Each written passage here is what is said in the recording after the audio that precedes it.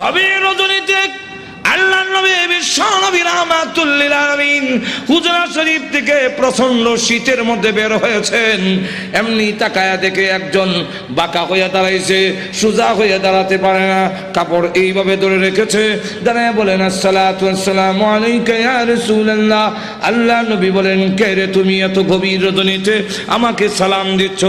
আল্লাহ নবী যেই মাত্র জিজ্ঞাসা করলেন, উনি ডাকতে, হুজুর আপনি কি আমাকে চিনতে পারেন নাই? আমি আব্দুল্লাহ। আল্লাহর নবী বলেন, কোন আব্দুল্লাহ?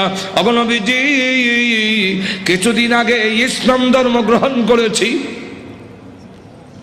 আমার নাম ছিল আব্দুল উজ্জা, আমি আপনার নামটা পরিবর্তন করে আব্দুল্লাহ রেখেছেন, আমি সেই আব্দুল্লাহ।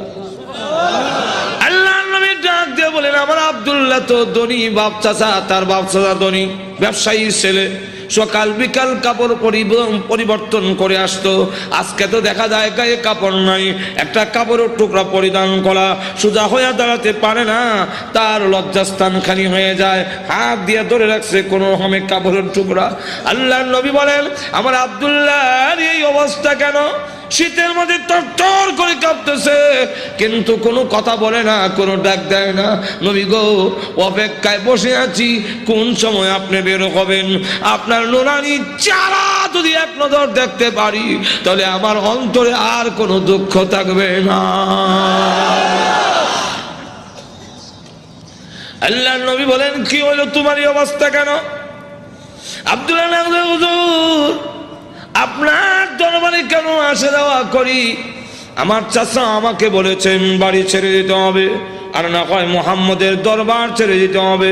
নবী গো, আমি ঘোষণা দিয়েছি, প্রয়োজন বুঝে আপনার বাড়ি কেন, তাম পৃথিবী ছেড়ে দিতে পারি, কিন্তু একটি মুহূর্তের জন্য বিশ্ব নবীর দরবার আমি ছাড়তে পারবো না।